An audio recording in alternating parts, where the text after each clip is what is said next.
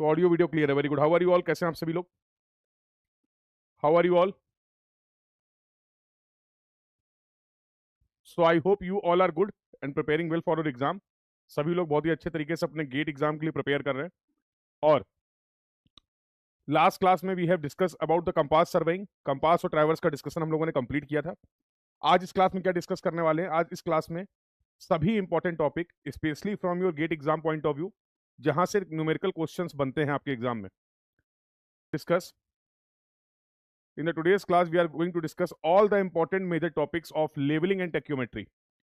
तो concept part भी discuss किए जाएंगे और साथ साथ उनसे रिलेटेड किस तरीके के क्वेश्चन का फ्रेम किया जा सकता है उसके बारे में भी डिस्कशन करने वाले हैं।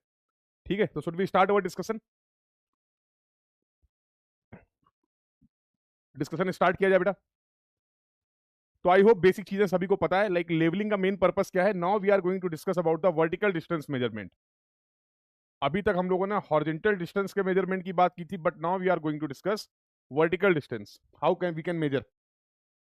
ठीक है, अब वर्टिकल डिस्टेंस को मेजर करने के लिए ऑब्वियसली कुछ चीजें हैं जो बेसिक टर्मिनोलॉजी हैं, वो इनको एक बार गो थ्रू कर लेते हैं। Like for example, this is our reference. अगर ये रेफरेंस है और this is the point A, I want to measure this distance, इसी को मैं बोल रहा हूं it is known as the vertical distance. Levelling के केस में जो डिफरेंस होता था इसको हम लोग बोलते थे डेटम या फिर बेंचमार्क।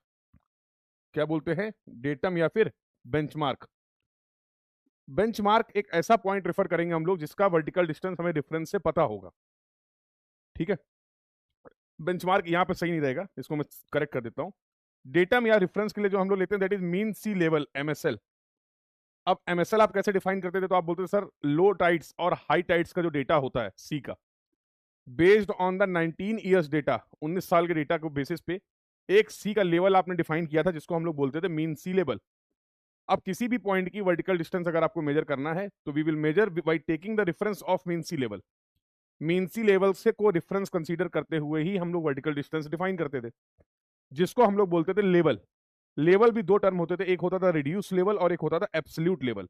तो फॉर एग्जांपल अगर इस पॉइंट ए के मैं लेवल की बात करूं तो इसके लिए दो टर्म है, एक होता आरएल और एक होता AL. RL stands for reduce level and AL stands for absolute level. अब इन दोनों में क्या फर्क है ये भी आपको पता होना चाहिए। For example this is our earth, और अगर कोई भी पॉइंट ए है जिसका मैं अगर वर्टिकल डिस्टेंस डिफाइन करता हूं from the centre of earth, difference क्या होगा? अगर मैं अर्थ के सेंटर को रेफरेंस लेते हुए किसी पॉइंट की वर्टिकल पोजीशन को डिफाइन करता हूं, उस जो पॉइंट आप डिफाइन कर रहे हैं, जो डिस्टेंस आप मेजर कर रहे हैं, उसके लिए जो टर्म हम लोग यूज करने वाले हैं, we will use the term that is absolute level. उसके लिए हम लोग कौन सा टर्म यूज कर रहे हैं? उसको हम लोग बोलते हैं एब्सोल्यूट लेवल। अब ऑब्वियसली हर पॉइंट के vertical distance centre of earth से डिफाइन करना थोड़ा सा डिफिकल्ट होगा, यस और नो? तो इन चीजों को आसान करने के लिए आपने क्या बोला कि सर मीन सी लेवल को हम लोग रेफरेंस ले लें। अगर किसी भी पॉइंट की डिस्टेंस वर्टिकल डिस्टेंस मैं मीन सी लेवल से डिफाइन करता हूं तो इसके लिए मैं टर्म यूज कर रहा हूं आरएल, रिड्यूस लेवल। क्लियर हो गया? तो एएल और आरएल में क्या डिफरेंस है? एएल और आरएल में डिफरेंस है आपके डिफरेंस पॉइंट का। सेंटर ऑफ अर्थ से अगर आप मेजरमेंट परफॉर्म करेंगे एब्सोल्यूट लेवल, अगर आप मीन सी लेवल से किसी पॉइंट की डिस्टेंस को डिफाइन कर रहे हैं, for that we will use the term that is reduce level. Clear है? तो लेवलिंग वर्क परफॉर्म करने के लिए कुछ इंस्ट्रूमेंट चाहिए होते थे, उनमें से दो मेन इंस्ट्रूमेंट है। एक आपका होता था इंस्ट्रूमेंट जिसको हम लोग बोलते थे लेवल, डंपी लेवल हो गया, ऑटो लेवल हो गया, वाई लेवल हो गया, दिस इज द इंस्ट्रूमेंट। और दूसरा चाहिए हमें levelling staff, level instrument, like for example we are considering the auto level. और एक अपने पास होता है लेवलिंग स्टाफ, इनकी हेल्प से फील्ड मेजरमेंट परफॉर्म करने होते थे हमें। अब अगर मैं आपसे बात करूं क्या फील्ड मेजरमेंट परफॉर्म करने होते हैं, तो ऑब्वियसली आपको पता है कि sir we are going to take the staff reading. इनकी हेल्प से जो मेजरमेंट हम लोग कर रहे हैं उस मेजरमेंट में फाइनली मेजर क्या कर रहे हैं? तो we are taking the staff readings at different different locations, at different different location. जो पॉइंट्स आपके जिनका आरएल आप फाइंड आउट करना चाह रहे हैं वहां पर हम लोग स्टाफ रीडिंग देते थे, ये हमारा फील्ड वर्क होता था। बट अल्टीमेट ऑब्जेक्टिव क्या है? अल्टीमेट ऑब्जेक्टिव है कि हमें गिवन पॉइंट का रिड्यूस लेवल बताना है। तो क्या हम फील्ड में इन दोनों इंस्ट्रूमेंट की हेल्प से किसी भी पॉइंट के डायरेक्टली रिड्यूस लेवल पर कमेंट कर सकते हैं? क्या लगता है आपको? क्या लेवल और लेवलिंग स्टाफ की हेल्प से किसी भी पॉइंट का आरएल आप बता सकते हैं? बताओ, पढ़ रखा आपने? यस और नो? लेवल और लेवलिंग स्टाफ की हेल्प से या स्टाफ रीडिंग लेने के बाद क्या डायरेक्टली हम उसके आरएल को फाइंड आउट कर सकते हैं?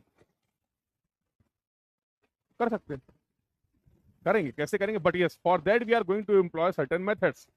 इन स्टाफ रीडिंग की हेल्प से हम आरएल निकालेंगे, बट उसके लिए हमें लेवलिंग के कुछ मेथड्स पता होने चाहिए। तो किसी भी पॉइंट का आरएल को फाइंड आउट करने के लिए हमारे पास दो मेथड होते हैं, जिसके बारे में बातचीत कर लेते हैं। तो पहला होता है हाइट ऑफ इंस्ट्रूमेंट मेथड या फिर लाइन ऑफ कोलिमिनेशन मेथड, और दूसरा होता है राइज और फॉल मेथड। दोनों ही मेथड से, किसी भी एक मेथड से, डिपेंडिंग अपॉन द सुटेबिलिटी, कब किस कंडीशन में, किस साइड कंडीशन में, सिचुएशन पे कौन सा मेथड आपको लगता है, उसके बेसिस पे आप यहाँ से आरएल निकाल सकते हैं। सर इन दोनों मेथड का थोड़ा सा बेसिक बता दीजिए, तो वो भी रिवाइज कर ले तो अच्छा रहेगा। ठीक है, देखिए, now first talk about the HI method. दिखाने के लिए मैंने कोई भी यहाँ पर एक ग्राउंड ले लिया, the situation is something like this. और जनरली ये मेथड जो होता है ये सुटेबल होता है जहां पर ग्राउंड या तो कंटिन्यूअसली अपवर्ड हो या डाउनवर्ड हो। ऐसे में इजी होता है, क्यों? क्योंकि बहुत बार आपको इंस्ट्रूमेंट की पोजीशन को, इंस्ट्रूमेंट की लोकेशन को शिफ्ट नहीं करना पड़ता है। तो जहां पर भी ग्राउंड कंटिन्यूअसली स्लोपिंग है, आइदर अपवर्ड और डाउनवर्ड, उन दोनों ही केस में ये मेथड हमारे लिए सुटेबल होगा। इसको और अगर आसान कर दें, तो अगर ऐसी कोई भी साइट है जहां पर एक ही पॉइंट से बहुत ज्यादा पॉइंट आप कवर कर सकते हैं, जब बहुत ज्यादा पॉइंट्स की स्टाफ रीडिंग ले सकते हैं, in that case this method is suitable as compare to the rise और फॉल मेथड। अब देखो होता क्या है, अभी मैंने बोला कि लेवलिंग के लिए एक पॉइंट हमेशा ऐसा होना चाहिए जिसकी पोजीशन मुझे पता हो। अब देखो रेफरेंस में दिखाता हूं, for example this is the reference. ये हमने एज्यूम किया, दिख तो रहा नहीं होगा, ये केवल इस डायग्राम में आपको समझाने के लिए मैंने बताया, ये एक एक्चुअल ग्राउंड कंडीशन है और यहाँ पे कोई एक रेफरेंस मैंने कंसीडर कर लिया है। जिस भी पॉइंट का आरएल मुझे रेफरेंस से पता है, ऐसे पॉइंट को मैं बोलता हूं बेंचमार्क। डेफिनेशन ही बेंचमार्क की क्या होती है? Benchmark is having the point is having the known RL. जिसका भी आरएल आपको पता है, ऐसे पॉइंट को आप बेंचमार्क बोल सकते हैं। ये इंफॉर्मेशन आपके पास है। लेट्स से यहां पर कुछ पॉइंट हैं 1, 2, 3 एंड 4। अब ये 4 पॉइंट हैं जो आपसे बोले गए हैं कि इनका आरएल आपको फाइंड आउट करना है। ये मेन प्रॉब्लम है। तो जैसा मैंने अभी आपको बताया कि डायरेक्टली तो हम आरएल नहीं निकाल सकते हैं। हाँ, फील्ड में जाके कुछ मेजरमेंट्स परफॉर्म करेंगे, कुछ स्टाफ रीडिंग्स लेंगे, और बेस्ड ऑन दो staff reading we can work out these RL of these points. इनको हम लोग निकालने का प्रयास करेंगे। ठीक है सर, क्या करें? तो क्या करेंगे, सबसे पहले लिया आपने एक level instrument, for example auto level लिया, उसको किसी एक ऐसी जगह पे लगाया जहां पर लगा सकते थे। We have placed the instrument after performing the temporary adjustment. Temporary adjustment आपको पता है कि किसी भी इंस्ट्रूमेंट को लगाने के पहले, मेजरमेंट लेने के पहले, मेजरमेंट परफॉर्म करने के पहले जो एडजस्टमेंट हम प्रोवाइड करते हैं उनको बोलते हैं temporary adjustment. Whenever we will shift the instrument, whenever we will change the location of the instrument, वहां पर हम लोग टेम्परेरी एडजस्टमेंट जरूर परफॉर्म करेंगे। ठीक है सर, ये भी पता है। अब ऑब्वियसली यहाँ पर एक टेलीस्कोप होने वाला है, तो इस टेलीस्कोप से कुछ ना कुछ हमें दिख रहा होगा, तो इस तरीके की एक लाइन हम ड्रॉ कर सकते हैं, जिसको मैं बोल रहा हूँ कोलिमिनेशन लाइन। क्या बोल रहा हूं मैं? कोलिमिनेशन लाइन। ठीक है सर, टेलीस्कोप परफेक्टली हॉरिजॉन्टल होना चाहिए, बबल रहता है, इंस्ट्रूमेंट में सेटअप रहेगा। तो लेवलिंग परफॉर्म करके with the help of the foot screw हम उसको टेम्परेरी एडजस्टमेंट जब परफॉर्म करेंगे तो देखेंगे कि हमारा जो टेलीस्कोप है वो परफेक्ट हॉरिजॉन्टल पोजीशन में है। तो yes, the line of site will be something like this. और जो line of site perfect horizontal होती है उसी को बोल देते हैं लाइन ऑफ कोलिमिनेशन। अब क्या करेंगे, we will take the staff, और स्टाफ की हेल्प से हम लोग क्या करने वाले हैं, इन अलग अलग पॉइंट्स पे जाके स्टाफ्स को प्लेस करेंगे। तो ऑब्वियसली जब आप स्टाफ को प्लेस करेंगे then you will get certain readings. Yes और नो? पूरे लेवलिंग में ध्यान रखना है, पहली रीडिंग जो लेगी, बिल्कुल स्टार्टिंग की जो फर्स्ट रीडिंग होगी, that we will take on the benchmark. वो रीडिंग हम नोन पॉइंट पे, नोन एलिवेशन वाले पॉइंट पे लेंगे, जिसको हम लोग बोलना है बेंचमार्क। तो इस तरीके से कुछ स्टाफ रीडिंग मिल रही, लेट्स से स्टाफ रीडिंग मिल रही H1, this is H2, H3, H4, H5। तो ये 5 स्टाफ रीडिंग मिल गई। अब इन 5 स्टाफ रीडिंग की हेल्प से मुझे क्या परफॉर्म करना है, I need to define the RL of this point. अगर मैं आरएल की बात करूं तो आरएल कैसे यहां पर रिप्रेजेंट कर सकता हूं मैं? तो yes, this is let's say capital H1, this is the RL of the point 1, this is your capital H2। Reference mean sea level से जो वर्टिकल डिस्टेंस है उसी को तो आप बोल रहे हैं, उसी को तो आप बोल रहे थे आरएल। तो ये H1, H2, H3, H4, capital H1, H2, H3, H4 चाहिए था। और यहां पर लिख भी देता हूं to avoid the confusion, capital जो है this is the representation of reduce level, और स्मॉल h से मैंने क्या रिप्रेजेंट किया है, स्मॉल एच से I have represented the staff readings, तो डू नॉट गेट कंफ्यूज, ये दोनों चीजें अलग अलग हैं, सेम नहीं है।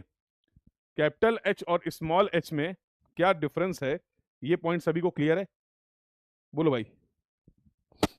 The discussion till now is clear to everyone. अब देखो होता क्या है, अगर मैं आपसे पूछूं ये जो कोलिमिनेशन लाइन है, क्या आप मुझे इसका आरएल बता सकते हैं? What is the RL of collimation line? और ये जो कोलिमिनेशन लाइन है, इसका अगर मैं आरएल निकाल लूं तो क्या मैं उसी को हाइट ऑफ द इंस्ट्रूमेंट बोल सकता हूं? हाँ बिल्कुल बोल सकता हूं। अब ये एचआई कैसे निकाला जाए, तो आप बोल सकते हो आरएल जो होगा इसका, सर मुझे बेंचमार्क का आरएल पता है, अब इसमें क्या ऐड कर दूं, इस पॉइंट पे जो स्टाफ रीडिंग मिली है दैट इज स्मॉल h1, तो अब मुझे इस लाइन का आरएल पता चल गया, यस और नो? ऐसा करने से मुझे हाइट ऑफ द इंस्ट्रूमेंट पता चल गया है, और अगर ये पता चल गया है तो अब गेम बहुत आसान हो चुका है। क्या आसान हो चुका है? If you know the elevation of this line, अगर आपको इस लाइन का एलिवेशन पता है, तो मैं पूछूं what is the RL of the point 1, तो बताइए सर यहां से देख के पॉइंट 1 का आरएल क्या होगा? तो आप बोलेंगे सर ये एचआई, इसमें से अगर हम माइनस कर दें ये वाली स्टाफ रीडिंग H2, तो मुझे मिल जाएगा आरएल ऑफ पॉइंट 1, यस और no? Similarly, what will be the RL of the point 2? So you will say, sir, again it is going to be HI, height of the instrument, minus this is staff reading. Point 1 के लिए मैंने क्या लिया था? Point 1, ये H2 यहाँ पे कर दो, ठीक है? So this is going to be H3. Similarly, point 3 का RL क्या होगा? That will be equal to HI minus H4. Point 4 का RL क्या होगा? HI minus H5. क्या यही RL होंगे? जल्दी से एक बार सभी लोग कंफर्म कर देंगे। क्या इस तरीके से आरएल को वर्कआउट किया जा सकता है? तो that's why this method is known as the height of the instrument method. Height of the instrument method.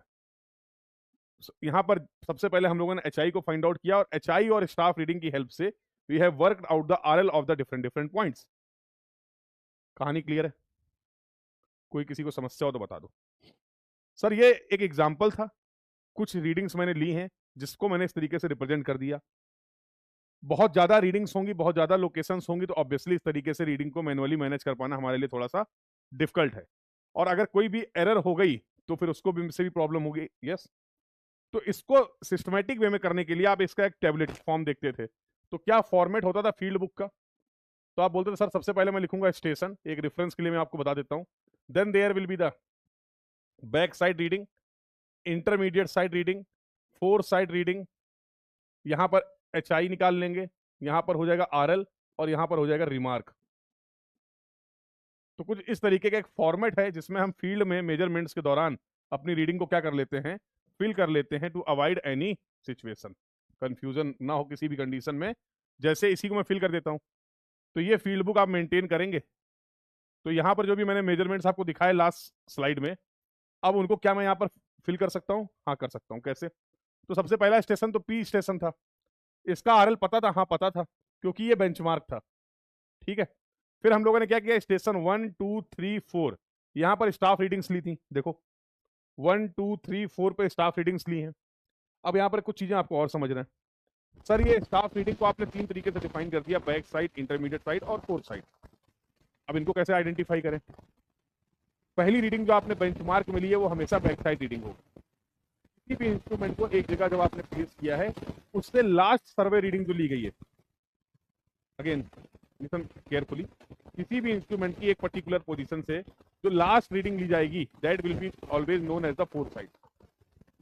इसके अलावा जितनी भी रीडिंग्स हैं उनको हम लोग रिफर करेंगे एज द इंटरमीडिएट साइड। तो इस एग्जांपल में अगर मैं बात करूं तो yes, this is going to be the back side, ये अपनी बैक साइड होगी, this is going to be the fourth side reading, और इसके अलावा जितनी भी रीडिंग आपको दिख रही है remaining reading, all these will refer as the intermediate side reading.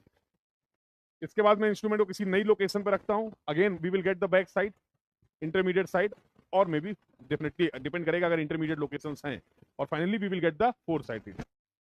तो इसको जरा प्लेस करके देखो, तो वही चीज मैं यहाँ पर प्लेस करके आपको दिखा रहा था। तो यहाँ पर बैक साइड रीडिंग मिली थी H1, यहाँ पर आपको इंटरमीडिएट मिला था H2, H3, H4, और लास्ट रीडिंग क्या थी? H5। बाकी जगह और कोई रीडिंग नहीं मिली थी बस। और इसके बाद फिर HI फाइंड आउट करेंगे। HI कैसे फाइंड आउट किया था आपने? अभी मैंने बताया, बेंचमार्क का RL प्लस H1। अब यहां पर सभी पॉइंट्स के RL को वर्कआउट किया जा सकता है, जैसा मैंने ऑलरेडी करके आपको दिखा रखा है। अब इसका अपने पास एक होता है अर्थमेटिक चेक, ये बहुत इंपॉर्टेंट है गेट के लिए। गेट एग्जाम में यहां से 1 से 2 नंबर के बहुत कॉमनली फ्रिक्वेंटली सवाल देखने को मिलते हैं, इसीलिए कंसेप्ट में यहां पर कवर भी कर रहा हूं। अर्थमेटिक चेक क्या बोलता है कि algebraic summation of all the back side reading minus algebraic summation of all the fore side reading, it should be equal to the difference of last RL minus first RL. ये first RL लगा रहा है, this is going to be the last RL. इन दोनों का जो difference होगा, इन दोनों का जो डिफरेंस होगा वो बैक साइड और फोर साइड के डिफरेंस के बराबर होगा। तो what ever you have calculated, इस मेथड से जो भी आरएल वगैरह आपने फाइंड आउट किए हैं, लास्ट में you can also verify by applying this arithmetical check. बहुत इंपॉर्टेंट है भाई, इससे सवाल आते हैं, एक बार कंफर्म करिए क्लियर है। तो ये कुछ इंपॉर्टेंट बातें थी related to the HI method.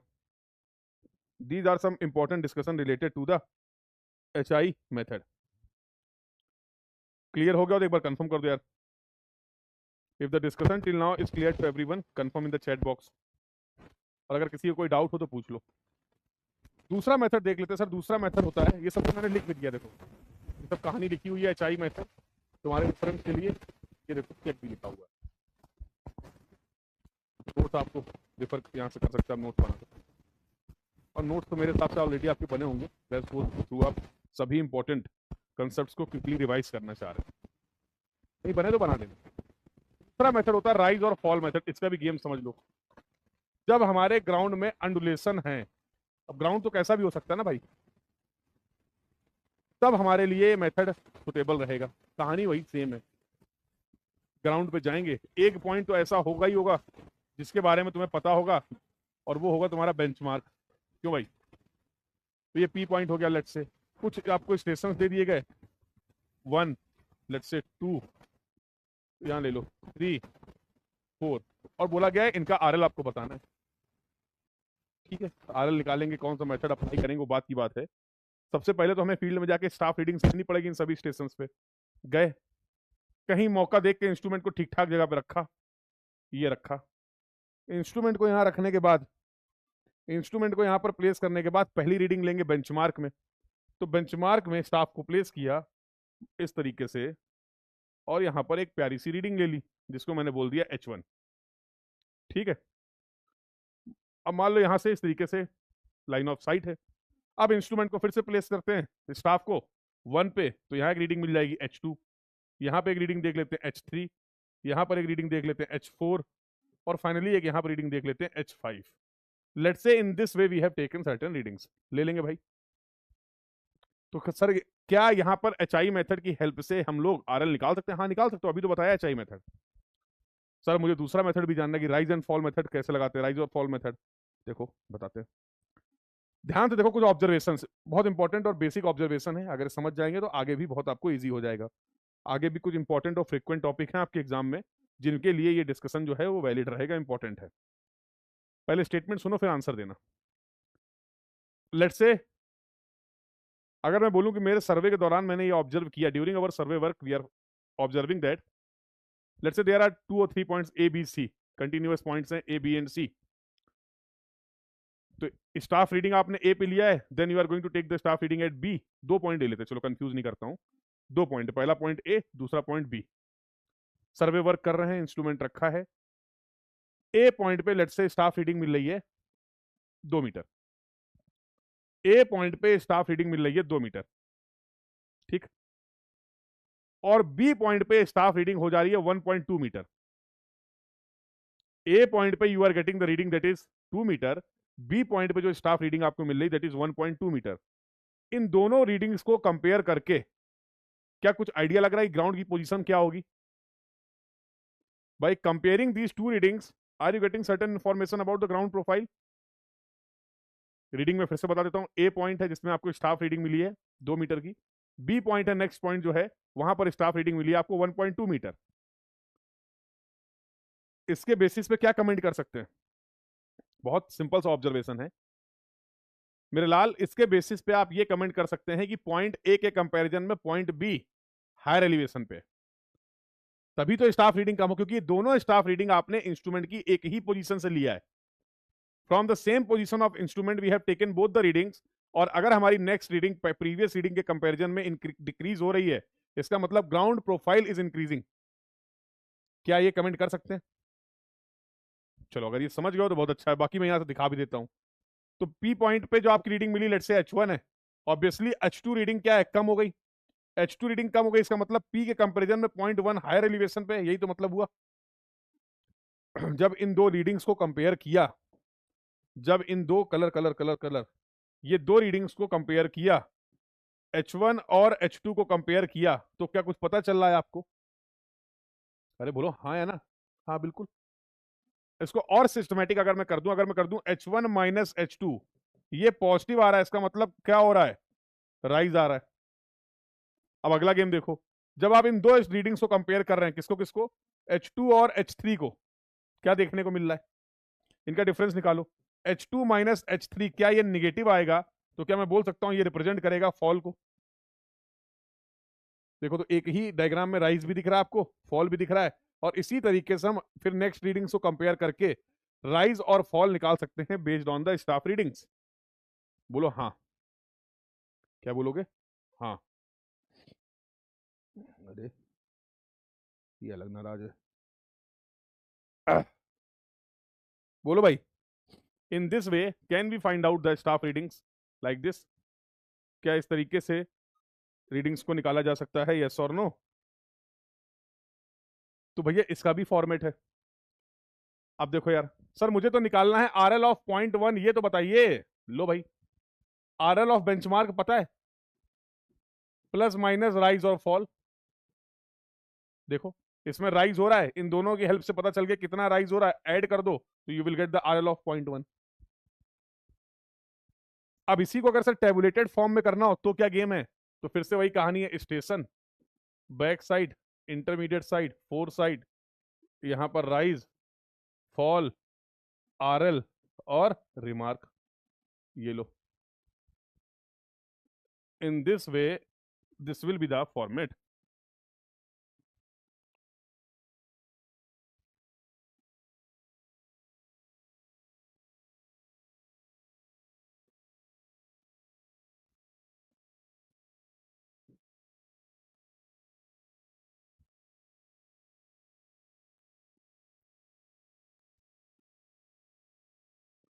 तो ये हो गया आपका फॉर्मेट राइज एंड फॉल का, कंप्लीट हो जाएगा। करके दिखा दें? चलो फिल करते हैं, खेलते हैं। पहला पॉइंट है P, फिर 1 2 3 4 5, 5 पॉइंट थे इस बार, 4 ही थे। बहुत ही बेहतरीन बात है, उड़ाओ उसको। ठीक है, चलो भाई कंप्लीट करो इसको। तो P पॉइंट हमारा क्या था? रिमार्क डालो सर, ये तो बेंचमार्क था, बहुत अच्छी बात है। यहाँ पर बैक साइड रीडिंग मिलेगी और वो रीडिंग हो जाएगी H1। ये हो गई H1, no intermediate no fore sight. 1 पे रीडिंग कैसी मिल रही थी सर? 1 पे रीडिंग मिल रही थी H2 intermediate side, H2 intermediate side, H3, H4 four side, H5। देखो सही है? हाँ जी बिल्कुल सही है सर। ये प्रोसेस कॉमन है आपका दोनों मेथड के लिए। फिर यहां पर आपने निकाला था राइज एंड, अब इन दोनों के बेसिस पे, based on these two readings we can find out the rise और फॉल। अगर H1 माइनस H2 पॉजिटिव आ रहा है, अगर पॉजिटिव आएगा H1 माइनस H2 तो ये राइज होगा, निगेटिव आएगा तो फॉल पे लिख देंगे। क्लियर है? सिमिलरली फिर अगली दो रीडिंग को कंपेयर करेंगे, फिर अगली दो रीडिंग को कंपेयर करेंगे, और फिर अगली दो रीडिंग को कंपेयर करेंगे। अब इन दोनों को कंपेयर करके इसका राइज और फॉल पता चलेगा आपको, इसका तो नहीं पता चल पाएगा। यहाँ एक रीडिंग से तो कुछ नहीं पता चलेगा ना भाई। Have you got this point बेटा? और एक बार अगर ये काम तुमने कर लिया तो खेला हो चुका है खत्म। तुम यहाँ पर क्या लिखोगे? तो नोन पॉइंट है, मान लो 100 था, तो 100 माइनस राइज प्लस राइज कर देंगे तो नेक्स्ट एलिवेशन आ जाएगा। एक RL की हेल्प से बस राइज और फॉल को आपको समझते हुए नेक्स्ट पॉइंट का RL निकाल लेना है। डेटा होगा तो आराम से आप इसको कर पाएंगे। कंसेप्चुअल पार्ट मैंने डिस्कस कर लिया। सर क्या इसका भी कोई अर्थमेटिकल चेक है? हाँ बिल्कुल है। algebraic summation of back side minus algebraic summation of four side, it should be equal to last RL minus first RL. It should be equal to algebraic summation of all the rise minus algebraic summation of all the fall. तो ये arithmetical check आप apply कर सकते हैं और ये verify कर सकते हैं कि what ever you have calculated वो सही है या गलत है। क्लियर हो गया सभी को? तो I hope now you are clear with these two methods for calculation और for finding the RL of any point. यहां से सवाल देखने को मिलते हैं। हो जाएंगे? हो जाएंगे सर। सब कहानी लिख दिए, मन की तसल्ली के लिए रेफर कर लेना, ऑलरेडी सब बता दिया है। आगे आओ। ये पता नहीं क्यों इतना पसंद है गेट को, और बढ़िया है, प्यार से इसको बोलते हैं इन्वर्टेड स्टाफ।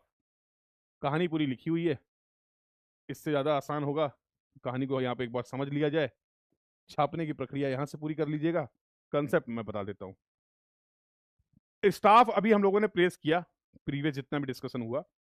तो अगर मैं रेफरेंस से देखूं, ग्राउंड से देखूं, अगर ग्राउंड को ही रेफरेंस ले रहे हैं तो अपवर्ड डायरेक्शन जाने पे स्टाफ में रीडिंग इंक्रीज हो रही थी। अरे यार सिंपल सी बात, अगर ये ग्राउंड है, हम ऐसे खड़े हैं, तो आप बोलोगे सर आप नॉर्मल पोजीशन में खड़े है कि नहीं? ऐसे समझ लो, तुम समझना तुम्हें ऐसा ही है? अब हम ऐसे खड़े हो जाएं तो क्या होगा? तो क्या बोल सकते हैं सर अब आप इन्वर्टेड पोजीशन पे हैं? यस और नो? अबे सर की बल से तो नहीं खड़े हो पाएंगे, हाथ का सपोर्ट तो चाहिए ही होगा, है? अगर ये नॉर्मल, इसको मैं रिफर कर रहा हूं, ये सर नॉर्मल पोजीशन है, तो भैया इसको तो फिर क्या बोलना पड़ेगा? इसको तो इन्वर्टेड पोजीशन बोलना पड़ेगा ना? यस और नो?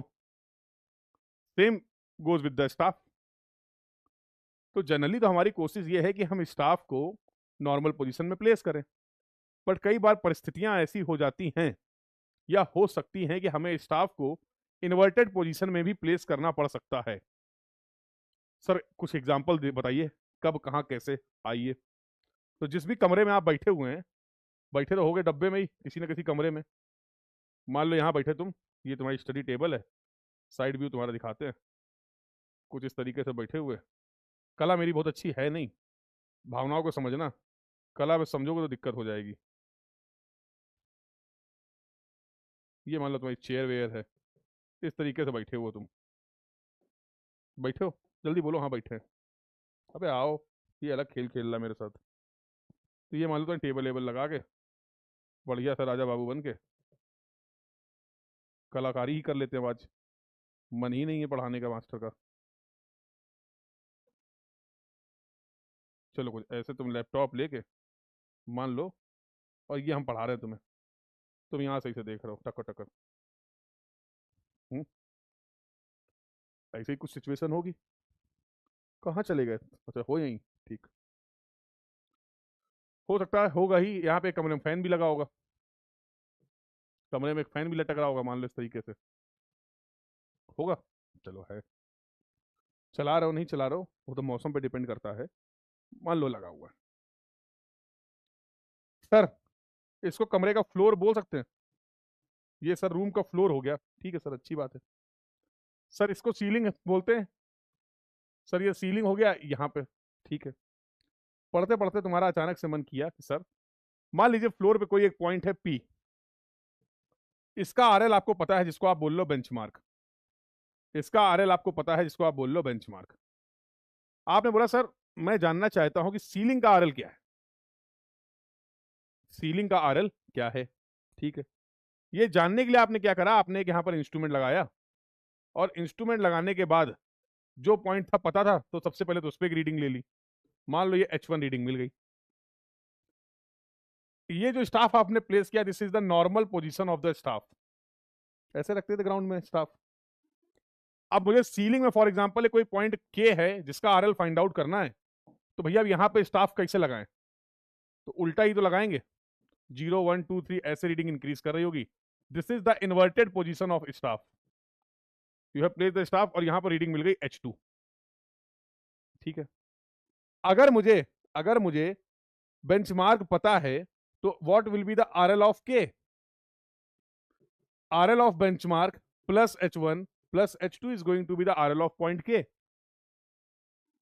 इसका आरएल पता था, ये स्टाफ रीडिंग लगाई यहां पहुंच गए, ये स्टाफ रीडिंग ऐड करी यहां पहुंच गए, यही पूछा गया था। अब गेट वाले हर बार घुमा फिरा के यही पूछते रहते हैं। कभी वो बेंचमार्क ऊपर दे देंगे, बॉटम का आरएल पूछ लेंगे। कभी बेंचमार्क फ्लोर का गिवन होगा, सीलिंग का आरएल पूछ लिया जाएगा। कभी ये दोनों रीडिंग गिवन होगी, इन दोनों के बीच का डिफरेंस पूछ लिया जाएगा। यही खेलना है तुम्हें। इन this way you can find out the difference based on these staff readings. तो बहुत ही फ्रिक्वेंट ये 2 मार्क का प्रॉब्लम आपको देखने को मिलता है, और yes this is going to be important topic, तो इसको आप नोट कर सकते हैं। स्टाफ, तो यहां से फ्रिक्वेंटली क्वेश्चन 2 मार्क के आपके बनते रहते हैं। कंसेप्ट पार्ट ये था, कोई डाउट हो तो बताओ। तो सभी तरीके के वेरिएशंस मैंने आपको बता दिए। कभी आपको एक पॉइंट का आरएल पता होगा, स्टाफ रीडिंग्स पता होंगी, और दूसरे पॉइंट का आरएल पूछा जाएगा। ध्यान ये रखना है कि क्वेश्चन में इट मे बी पॉसिबल कि वो इस रीडिंग को with the help of negative sign represent करें। अगर आपको लैंग्वेज दिया गया है तो बोलेंगे कि जो सीलिंग पे रीडिंग ली गई है दैट रीडिंग इज -H2। यहां पर माइनस का सिग्निफिकेंस क्या है, माइनस क्या इंडिकेट कर रहा है?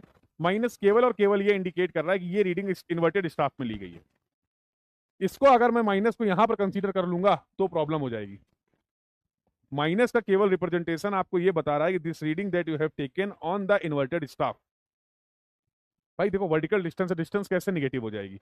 ये तो अपनी सहूलियत के लिए हम लोगों ने बता रखा है कि सर अगर ये रेफरेंस लाइन है, if this is the reference line, तो पॉइंट ए अगर अबव द रेफरेंस है तो पॉजिटिव डिस्टेंस हो जाएगी, और पॉइंट बी अगर बिलो द रेफरेंस है तो उसके लिए निगेटिव साइन यूज कर लेंगे। तो these are the notations that we are following for our better understanding. Distance तो डिस्टेंस है, क्लियर? तो बस एक छोटी सी बात ध्यान रखनी है और ये काम भी हो जाएगा। तो एक ये इंपॉर्टेंट टॉपिक है जो सवाल यहां से आता है। चलिए सर अगला कुछ बताइए। अगले टॉपिक की बात करें तो again this is the very important topic. यहां से भी 2 नंबर के फ्रीक्वेंट प्रॉब्लम देखने को मिलते हैं, जिसको हम लोग बोलते हैं रेसिप्रोकल लेवलिंग। सबसे पहला एडवांटेज तो ये होता था कि रेसिप्रोकल लेवलिंग अगर आप अप्लाई कर रहे हैं तो यहां पर कर्वेचर और रिफ्रैक्शन के लिए हमें कोई भी करेक्शन अप्लाई नहीं करना होता था, क्योंकि इस प्रोसेस के दौरान रेसिप्रोकल लेवलिंग के मेथड में उसकी नीड खत्म हो जाती है, करेक्शन अलग से अप्लाई करने की जरूरत नहीं है। तो थोड़ा और इस पर प्रकाश डालिए। तो ये मेथड सुटेबल होता था लेवलिंग का जहां पर आपके 2 पॉइंट के बीच में कोई ऑब्स्ट्रक्शन है, या समझ लीजिए डिप्रेशन लाइक स्ट्रक्चर है। तो जैसे 2 पॉइंट हैं, ये देखो ए और बी, अब यहां पर बीच में खाली है पूरा मामला, तो अब इनमें कहीं पे भी स्टाफ रीडिंग लेना, बीच में इंटरमीडिएट स्टाफ रीडिंग्स लेना पॉसिबल नहीं हो पाता है। तो यहां पर हम लोग क्या करते थे, here we will apply the concept of reciprocal levelling. 2 step होते थे सिंपल। सबसे पहले हम लोग इंस्ट्रूमेंट को ए के पास प्लेस करेंगे और 2 रीडिंग ले लेंगे। ए और बी पे दोनों रीडिंग ले लेंगे, मान लो इसको बोल दिया HA और इसको बोल दिया HB। अगले स्टेप में क्या करने वाले हैं, अब बी पॉइंट पे जाके इंस्ट्रूमेंट को रखेंगे और यहां से 2 रीडिंग ले लेंगे। इसको मैंने बोल दिया HB डैश और इसको मैंने बोल दिया HA डैश। सबसे पहले ए के पास इंस्ट्रूमेंट को प्लेस किया। ए के पास इंस्ट्रूमेंट को प्लेस करने के बाद ए और बी पे स्टाफ रीडिंग्स ली। सिमिलरली फिर इंस्ट्रूमेंट को हम लोगों ने बी के पास प्लेस किया और बी पे प्लेस करने के बाद फिर से 2 स्टाफ रीडिंग्स ली, और इन 4 स्टाफ रीडिंग्स की हेल्प से हम इन दोनों पॉइंट के बीच में कितना एलिवेशन डिफरेंस है ये निकाल सकते हैं। निकाल सकते हैं? बोलो। Based on these 4 staff readings we can easily find out the elevation difference between the point A and B. और अगर मुझे किसी भी एक पॉइंट का आरएल पता है और दूसरे पॉइंट से उसका कितना एलिवेशन डिफरेंस है ये पता है, तो क्या मैं अगले पॉइंट का आरएल निकाल सकता हूं? तो क्या मैं इस तरीके से अगले पॉइंट का आरएल निकाल सकता हूं? और यही कंसेप्ट आप यूज करते थे, यही कंसेप्ट आप यूज करते थे रेसिप्रोकल लेवलिंग में। तो again this is the very important and frequent topic from your exam point of view. यहां से भी सवाल आता रहता है। पॉइंट क्लियर है सभी को? Discussion is clear to everyone, yes और नो? तो ये तीसरा इंपॉर्टेंट टॉपिक है लेवलिंग का, जहां से सवाल देखने को मिलते हैं। गेट पॉइंट ऑफ व्यू से अगर बात की जाए बेटा, पूरे सर्वेइंग में सबसे ज्यादा इंपॉर्टेंट टॉपिक जो है वो लेवलिंग है। तो ठीक है सर, और कोई टॉपिक है जहां यहां से सवाल बन सकता है? देखते जरा कुछ होगा। करेक्शंस, कर्वेचर क्या वजह से क्या एरर हो रही है उसके लिए क्या करेक्शन अप्लाई करना है, रिफ्रैक्शन और combined correction. Error due to curvature, error due to refraction, और error due to combined effect of curvature and refraction, और उसके लिए क्या करेक्शन अप्लाई करते हैं। तो ये सारा कुछ वैल्यू आपको पता होनी चाहिए। यहां से भी सवाल मिलता है। अब ये ध्यान रखना, यहां से थ्योरेटिकल क्वेश्चन नहीं बनते। आपको ये ध्यान रखना है कि बात एरर की हो रही है साहब, या बात हो रही है करेक्शन की। जैसे उन्होंने बोला curvature correction is always negative, ये स्टेटमेंट सही है। Curvature error is always negative, ये स्टेटमेंट गलत है। कर्वेचर की वजह से एरर पॉजिटिव हो रही है, करेक्शन निगेटिव है। रिफ्रैक्शन की वजह से एरर निगेटिव होती है, करेक्शन पॉजिटिव होता है। और कंबाइंड इफेक्ट अगर ले लें तो फिर कंबाइंड इफेक्ट हमेशा निगेटिव करेक्शन आता है, एरर पॉजिटिव आती है। तो अगर ऐसा कोई थ्योरेटिकल सवाल होता है, बनता है, तो रीड केयरफुली, जल्दबाजी नहीं करनी। ऐसा ना हो कि क्वेश्चन में आपसे बात की गई हो एरर के बारे में और आप आंसर एज्यूम करके बता रहे हो करेक्शन के रेफरेंस में, गलत हो जाएगा। क्लियर है? तो यस, ये एक टॉपिक है जिसके बारे में आपको पता होना चाहिए। इसी से रिलेटेड जो अगला टॉपिक है, ये again this is the important topic from your GATE exam point of view, distance of visual horizon. इसकी जो उत्पत्ति हुई है, ये कोई अलग से कंसेप्ट नहीं है। अभी अभी जो आपने टोटल कंबाइंड करेक्शन की बात की है, उसी के बेसिस पे हम लोग distance of visual horizon find out करते हैं। दो केस बनते हैं। पहला केस आएगा तो 1 नंबर का आएगा, जनरली कुछ नहीं होता था। बोलेगा एक ऑब्जर्वर है, एच हाइट पे है और देखना चाह रहा है तो कितनी डिस्टेंस विजिबल होगी। वही कंबाइंड करेक्शन उठाया, सॉल्व किया तो ये आ गया 3.855 under root H. Simple problem, बता दो यहां से जो डिस्टेंस मिलेगी वो मिलेगी किलोमीटर में, और एच जो पुट करना है वो आपको पुट करना है मीटर में। ये ध्यान रखना है, यूनिट का ध्यान रखना है। सिमिलरली अगर दो ऑब्जर्वर वाला केस है, एक H1 हाइट पे, एक H2 हाइट पे है, तो बोलेगा इन दोनों के बीच की टोटल डिस्टेंस क्या होगी। तो D will be equal to nothing but D1 plus D2, और D1 हो जाएगा 3.855 अंडर रूट H1, और ये हो जाएगा 3.855 अंडर रूट H2। तो D हो जाएगा, कॉमन ले लेते 3.855 under root H1 plus under root H2, under root H1 plus under root H2। और ये 2 नंबर के लिए इंपॉर्टेंट टॉपिक है। You can expect a 2 mark problem from this topic.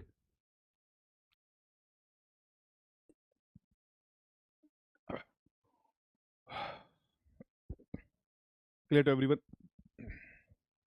बोलो भाई, यहां तक की बात क्लियर है? तो ये इंपॉर्टेंट नेक्स्ट टॉपिक था जो आपको पता होना चाहिए। चलिए सर, और कोई टॉपिक है? ट्रिग्नोमेट्रिकल लेवलिंग कोई कंसेप्ट ही नहीं है। ऑलरेडी मैं अपनी क्लास में भी आप लोगों से पहले भी डिस्कस कर चुका हूं। ट्रिग्नोमेट्रिकल लेवलिंग में ऐसे आप देखोगे तो बुक्स में बहुत सारे फॉर्मूले लिखे हैं, केसेस लिखे हैं। पूरे लेवलिंग में आपको ध्यान रखना है, खासकर ट्रिग्नोमेट्रिकल लेवलिंग में, यूज द डायग्राम अप्रोच, बस और कुछ नहीं करना है। और इसके भी 2 केस हैं जो आपके लिए पता होने चाहिए। जब आप इंस्ट्रूमेंट को एक पोजीशन में प्लेस करते थे और दूसरे में आप इंस्ट्रूमेंट को 2 पोजीशन में प्लेस करते हैं। तो जो भी डिटेल आपको दी गई है, just based on that detail try to draw the diagram. बहुत सारे क्वेश्चन आपने ऑलरेडी करे भी होंगे प्रैक्टिस, तो आप रिलेट कर पाएंगे इस बात को। आपको उसके बेसिस पे, उस डिटेल के बेसिस पे आपको करेक्ट डायग्राम बनाना है, और जो पैरामीटर्स गिवन हैं वो सारे पैरामीटर्स रिप्रेजेंट करने हैं, और आसानी से आप अननोन पैरामीटर ढूंढ पाएंगे। क्लियर है बेटा? तो इसके 2 केसेस मैंने आपको बताया। चलिए, तो ये मेरे हिसाब से लेवलिंग के सभी इंपॉर्टेंट टॉपिक थे जो हम लोगों ने कंप्लीट किए। एक और छोटा सा टॉपिक है, इसी से रिलेटेड एसोसिएट कर सकते हैं हम लोग, पढ़ सकते हैं, जिसको हम लोग बोलते हैं टेक्योमेट्रिक सर्वे। बहुत वास्ट टॉपिक है, लेकिन अगर एग्जाम पॉइंट ऑफ व्यू से बात करें तो यहाँ पर लिमिटेड अगर चीजें पढ़नी हो तो क्या होनी चाहिए वो चीजें। तो सबसे इंपॉर्टेंट यहाँ पर डिस्कशन होता था टेक्योमेट्री में, ये जो इक्वेशन आप यूज करते हैं, D is equal to KS plus C, इसके बारे में जानकारी होनी चाहिए। वैसे तो हम लोग इस इक्वेशन को इजीली डिराइव भी कर सकते हैं, डिराइव भी किया हुआ है। यहां पर D होती थी horizontal distance between the staff and the instrument, K होता था मल्टीप्लाइंग कांस्टेंट, और C होता था एडिटिव कांस्टेंट, और S होता था स्टाफ इंटरसेप्ट। S क्या होता था? S is your staff intercept. मतलब टेक्योमेट्री की हेल्प से, based on the staff reading, अभी तक आप स्टाफ रीडिंग की हेल्प से वर्टिकल डिस्टेंस या RL को फाइंड आउट कर रहे थे, whatever we have done. लेकिन जैसे ही टेक्योमीटर हम लोगों ने यूज किया, तो टेक्योमीटर और टेक्योमेट्रिक इक्वेशन की हेल्प से now we can also find out the horizontal distance between the staff and the instrument. Staff और इंस्ट्रूमेंट के बीच में अब हॉरिजॉन्टल डिस्टेंस को भी हम लोग पता लगा सकते हैं, और उसके लिए ही हम लोग टेक्योमेट्री का यूज करते हैं, specially in the case of hilly region, जहां पर ग्राउंड प्रोफाइल में बहुत ज्यादा अंडुलेशन है। हॉरिजॉन्टल डिस्टेंस को हम लोग इजिली किसी और इंस्ट्रूमेंट की हेल्प से मेजर नहीं कर पाते हैं, वहां पर हम लोग इस मेथड को यूज करते हैं। In that situation we are going to use this method. GATE point of view से ये क्वेश्चन इंपॉर्टेंट है। क्या इंपॉर्टेंट इसमें? क्या होता था मल्टीप्लाइंग कांस्टेंट, और उसकी वैल्यू होती थी F अपॉन आई, और C की वैल्यू होती थी F प्लस डी। F क्या होता था? Focal length. I होता था स्टेडिया इंटरवल। और डी होता था जो टेक्योमीटर है, आपका टेलीस्कोप है, ऑब्जेक्टिव एक्सिस और सेंटर जो है उसके बीच की डिस्टेंस। इसको मैं डायग्राम की हेल्प से भी दिखा देता हूँ। ये देखो, तो ये सब कुछ हम लोगों ने पढ़ा था। ये फोकल डिस्टेंस एफ इंपॉर्टेंट है, आपको जो पता होनी चाहिए। F small D, this is the capital D, इसको हम लोगों ने डिराइव भी कर रखा है और यहाँ पर सब इनके रिप्रेजेंटेशन भी हैं। तो इस इक्वेशन पे सवाल बन जाते हैं। अब इसके अलग अलग हम लोग केस भी पढ़ते हैं। अपवर्ड स्लोप है, डाउनवर्ड स्लोप है। स्टाफ को हम लोगों ने perpendicular to the line of sight place किया है या perpendicular to the ground place किया है। फिर से मैं बिल्कुल भी रिकमेंड नहीं करूंगा कि आप अलग अलग केसेस के फॉर्मूले याद करें, that is not recommended at all. क्या रिकमेंड करूंगा, जो आपको डिटेल दी गई है उस डिटेल के बेसिस पे just try to draw the diagram. सारी डिटेल के बेसिस पे डायग्राम बना लीजिए, आपको बहुत इजीली पता चल जाएगा कौन सा पैरामीटर अननोन है या जो पूछा गया है, और उसको आप इजीली सॉल्व कर सकते हैं by using some basic concepts of trigonometry. Clear है सभी को? बोलो भाई। तो ये टॉपिक भी इंपॉर्टेंट है, तो टेक्योमेट्री में भी आप वही कंसेप्ट यूज कर सकते हैं। हॉरिजॉन्टल डिस्टेंस कितनी है, वर्टिकल डिस्टेंस कितनी, ग्राउंड में भी अपवर्ड स्लोप, ग्राउंड में भी having the downward slope, different different cases में भी देयर। क्लियर है? यहां तक के डिस्कशन में अगर किसी को कहीं कोई डाउट हो, कोई क्वेरी हो, तो you can ask your doubt, you can ask your query. In this way, in a very organized manner, we have revised all the important concepts of labeling and tachymetry. तो methods पढ़ लिए हम लोगों ने levelling RL को find out करने के लिए। We have discussed about the inverted staff, we have discussed about the reciprocal levelling, we have discussed about the curvature and refraction correction, we have discussed about the distance of visible horizon और tacheometry equation और tacheometry का use. ये सारी चीजें हम लोगों ने complete कर ली। बोलो भाई, क्लियर है? हो गया रिवीजन? हो गया रिवीजन, कंप्लीट हो गया। Yes, so now we are left. I repeat कर दीजिए। अभी यहां देखो, जो आपका टेक्योमीटर होता है उसके हालात कुछ ऐसे होते हैं, देखो। Upper stadia, lower stadia, axial stadia. Upper और लोअर के बीच में इस इंस्ट्रूमेंट में जो डिस्टेंस होती है उसको आई बोलते हैं। इसको बोला जाता है स्टेडिया इंटरसेप्ट। जब आप इस टेलीस्कोप से देखते हैं, जब आप इस टेलीस्कोप से देखते हैं तो स्टाफ में आपको 3 रीडिंग मिलती हैं। एक तो corresponding to the axial stadia, one reading you will get corresponding to the lower stadia and upper stadia, और यहां पर स्टाफ में जो इन दोनों के बीच में डिस्टेंस होती है इसको बोलते हैं हम लोग एस। ठीक, ये डिस्टेंस होती है कैपिटल डी, जो आप फाइंड आउट कर सकते हैं with the help of the tacheometric equation, that is D is equal to K S plus C. Clear हो गया बेटा? और कुछ पूछना है? Any other doubt to anyone? Any other doubt to anyone?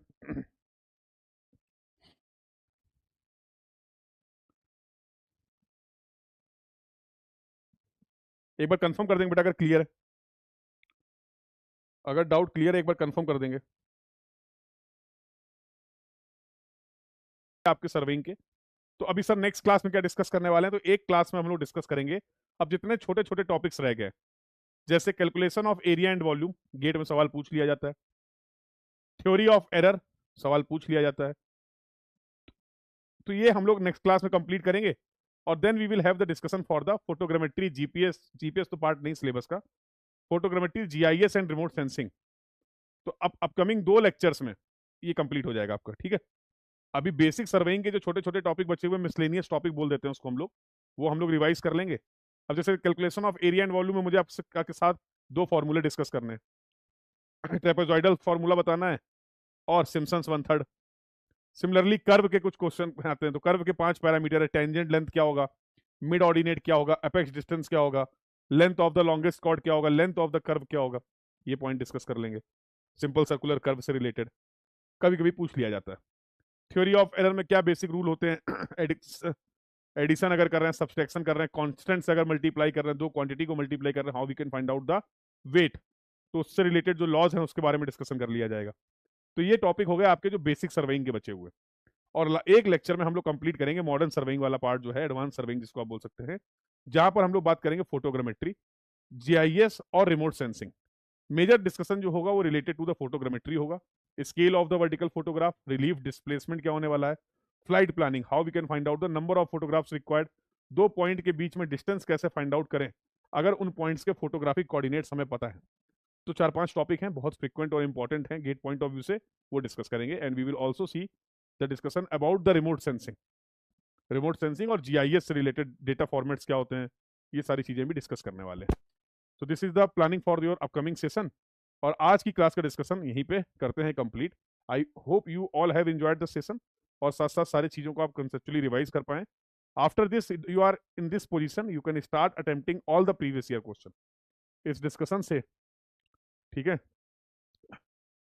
इस डिस्कशन से आप सारे क्वेश्चंस को प्रैक्टिस कर सकते हैं। और दिस क्लास मिलते हैं कल for the further discussion. Thank you everyone, keep learning. Thank you.